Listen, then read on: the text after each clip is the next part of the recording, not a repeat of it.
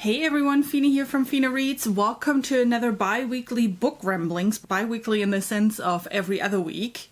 And today I want to talk with you or ramble a little bit about the books that I've read over the last 2 weeks. And then what I'm planning on reading over the next 2 weeks. Let's start with Send on the Sense. I know I've talked about that for a while now, and I know I was really excited to read this. And that's the problem when you're hyped about a book, right? Because sometimes it goes bad, and it went bad in this case. So, Send on the Sense, the main reason why I'm so disappointed is because it was so hyped, and so many people were so excited about the book that I just got pulled into that, and I didn't get what I was hoping for, because the first half of the book I find could be just left away. The second half was okay, I guess. I'm definitely intrigued by the tower itself, and I want to read the second book, Armor of the Sphinx, eventually. I'm just deprioritizing the series right now because book one didn't really convince me. My main problem with it was that, for one, every time someone talked about the book and they talked about the main character, it sounded like he's kind of a naive guy who doesn't really know how the world works, and I just didn't buy that. I just didn't buy the naive, morally correct character that people wanted me to think he is.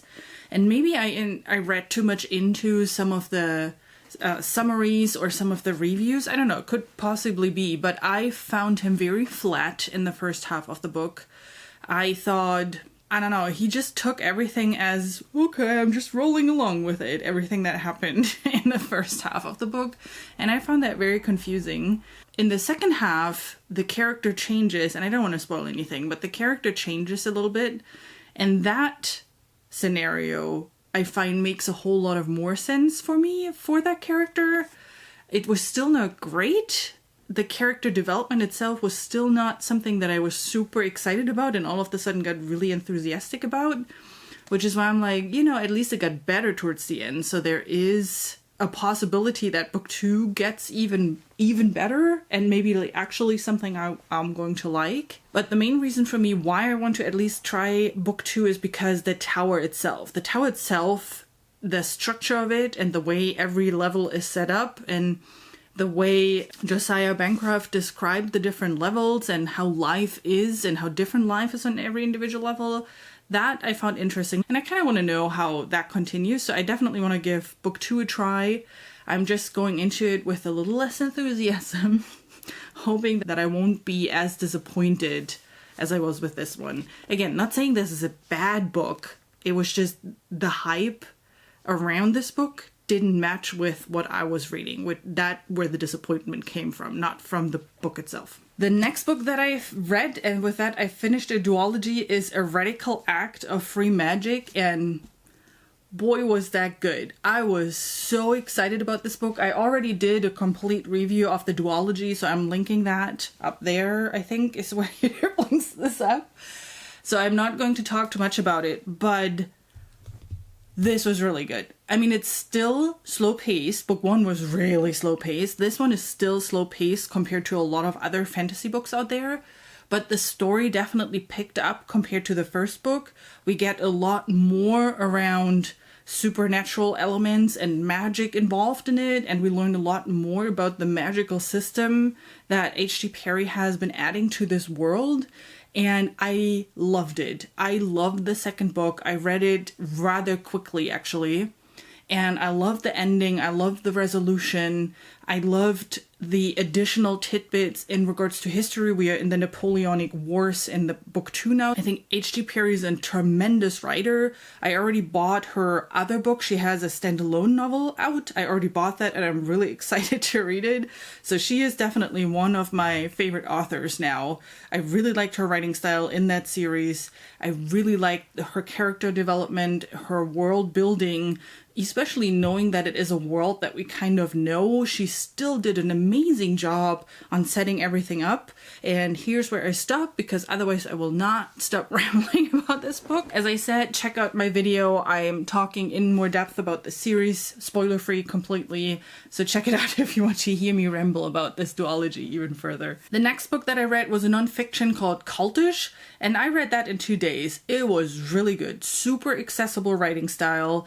I loved how she set up the whole this is what a cult is, and that she didn't go in with the prejudice around cults. She actually spent the first, I think, 1 or 2 chapters on setting up this is what she's talking about, this is why she's talking about it, this is how she is approaching this topic, and then it is more like a really well-written dissertation around how language is used on cults, and I'm saying that with quotation marks on purpose because she looks at different types of gatherings, if you will, that could be seen as cults. Of course, things like Scientology are part of it, but also she looks at fitness studios, like CrossFit is one of them. She looks at companies like Mary Kate and those marketing pyramid scheme companies. She even talks about how some CEOs use the same language to create passion for their employees. She also talks about how, in general, leaders use very similar mechanisms around language when it comes to pulling people onto their site and getting them excited about their strategy going forward and their goals. It is detailed enough, but doesn't get lost in detail. I hope that makes somehow sense. And there are a bunch of references that she made that I want to look up and figure out, okay, how did she come to that conclusion, or give me a bit more detail about that particular scenario. And it was really fascinating. I think she did a really good job in setting this up and just explaining how they're using language and what that means for individuals and how that impacts the individuals that they are attracting. And what I also really enjoyed about the book is that she was explaining what type of personalities tend to react to those type of phrases and messages that those organizations are sending out. So I don't want to spoil too much, right? But, and there, she brought up a lot of examples that resonated with me, but one resonated with me in particular, and that is that she says that people constantly try to make decisions. And sometimes, because we're living in a world where you have to decide on every little thing, like you're standing in a grocery store in front of 100 different cereal sorts or bread options, and you're just like, can just someone please tell me which one I should take? And that is the type of person that is actually attracted to some of those messages, because they are making those decisions for you. They are telling you, this is what you should believe in. This is what you should do. This is blah, blah, blah, blah. And I can completely resonate with that, because so often I sit there and I'm just blinded by all the things that are swirling around. And it sounds so bad, but sometimes I just want to sit there and it's like, I don't care. I just don't care. Just make someone make that decision for me. So I can completely see that. And I was sitting there and it's like, oh, wow. If you're interested in stuff like that, it is super interesting, very fascinating nonfiction read, very accessible writing, and really a quick read. And I got a lot out of it, and I found it very interesting, if I haven't said that yet enough. So the next book that I read is Nightfall by Daniel Burnett, and that was kind of a spontaneous purchase for me. I've seen it at, I think Leslie was talking about it, Andrew... I'm linking their channels down below. Andrew was talking about it, and someone else, who else was talking about it? I forgot. If I find it, I'll link it down below. And the one reason why I always wanted to get my hands on this is that cover. I mean, are you kidding me? This cover is, I think, the most gorgeous cover that I've ever seen in my life. And the entire series is like this. And I should have known. I haven't watched like a full-blown review on that. And I only read that blurb basically on the back. I knew it had a horror kind of theme to it. And I mean, that cover actually summarizes the story better than the blurb on the back, because the blurb on the back doesn't tell you anything really. But it is, the sun just stops. Like the sun just is off. There's no sunlight anymore. Everything is dark. And this book kind of explores how people react when the sun just is gone. Like it's 8 a.m. in the morning and the sun is not there. And I mean, it's a nightmare. It's a very lucid nightmare. And I will not continue with this series because I'm a wimp. That thing, I mean, his writing is incredible. Given, like, I mean, I can't even express how I feel about this book. So, first of all, I'm a wimp. I am not like scare horror, and that falls kind of into this category. There's not really scare horror here, but he has the way to write that you're just like, it presses down on you and it adds to your anxieties. I mean, the writing style is incredible. If you like stuff like this, highly recommend this book. I'm not the right person. I'm a wimp. I will not continue with the series, even though I would love to buy them all just to look at the covers because they're so gorgeous. But I know I will never continue writing that because I like my sleep and I like my sleep nightmare free. All right, and the last book that I literally just finished is Kite Runner by Khalid Hosseini. I'm probably pronouncing this wrong. I apologize for that. So this I literally just finished before I started with this video.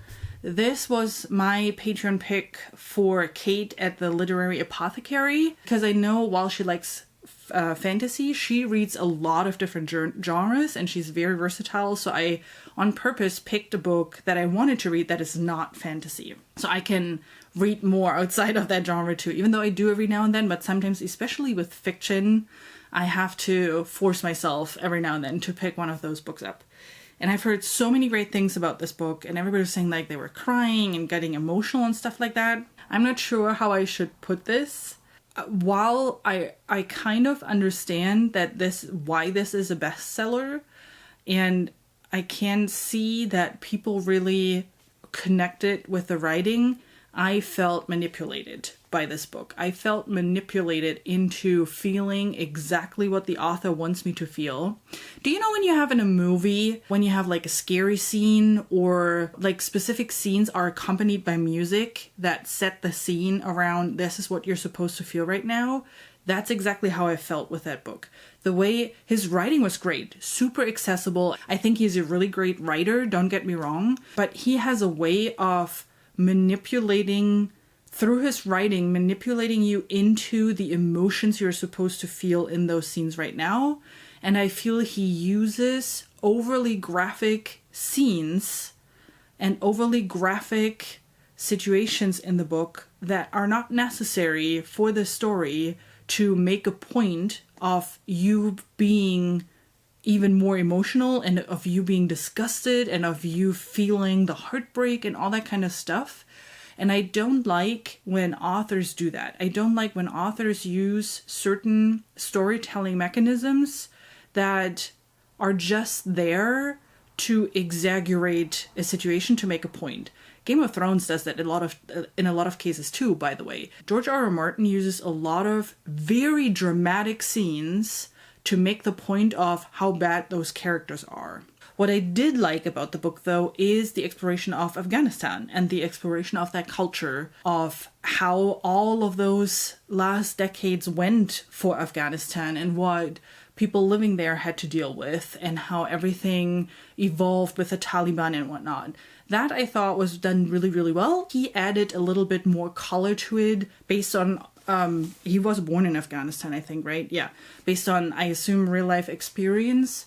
So it was really interesting to see from someone who is close to it, to hear from them how they've dealt with, because I'm pretty sure that he added a lot of real life experience into here. I'm sorry, I know a lot of people really love this book. Again, I can totally see why a lot of people like this book, and his writing style definitely is one of those that pulls you in. I just had too many situations where I'm just like, no, you're trying to force me into feeling something that I don't want to feel right now.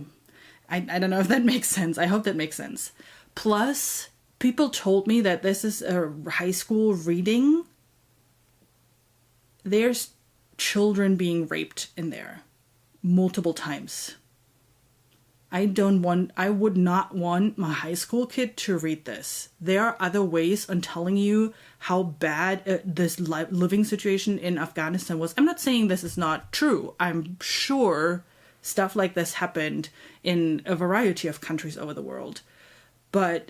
And that's what I mean with, you know, using overly dramatic scenes to forcing you into emotionalizing it more than you needed to. I'm not okay with using stuff like this just to make it more dramatic. I think I made myself clear. Maybe not. I don't know. Yeah, I don't know if that makes sense. I don't know if that is weird what I'm saying. I know I'm in the minority with that opinion. And again, please don't take this personal. If you love this book, that's totally fine. Again, I can totally see why someone would connect with that. I'm not sure. I'm just not the right person for that. The other book that I started but did not finish is A Cat's Guide to Bonding with Dragons. And that has nothing to do with the book. I actually really like the premise and the story itself, just the writing style didn't connect with me. It is a more middle grade or very young adult, I find, from a storytelling perspective. It is super cute. The main characters are adorable, arrogant, but adorable. And I really like the story in itself. So this is a self-published book. It is about a cat that lives in today's world that is currently watching TV. It's eating salmon trimmings, and all of a sudden a portal opens and the cat gets pulled through by an evil warlock and ends up somewhere more in medieval type times in a dark tower and has to live with that warlock, has to hunt his own food, and then he finds a way to escape from that warlock tower.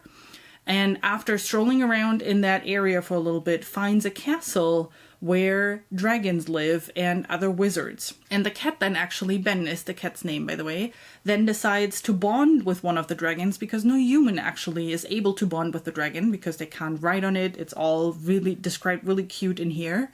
But the cat can, and they become kind of unlikely friends. And that's how the story then continues. And, you know, they're saving the world together and all those kind of things. It's a trilogy. So this is book one of it. I love the cover. I think it's super adorable. I just didn't realize how young the writing is. I still recommend it. If you're looking for something or if you love middle grade books, definitely check this out. I really recommend it. The writing itself is good. I think the author came up with a great story. Again, it was just not the right thing for me. Now let's talk about the books that I'm planning on reading. So if I think about my September TBR, there are still a handful of books that I had on my bucket list for September, and they're still on my bucket list. So Gods of Rome, I've talked about that a lot already, so I'm not repeating that anymore. I don't think it's going to be my next book because I just finished Kite Runner, which is kind of a historical fiction, so I need something different for now.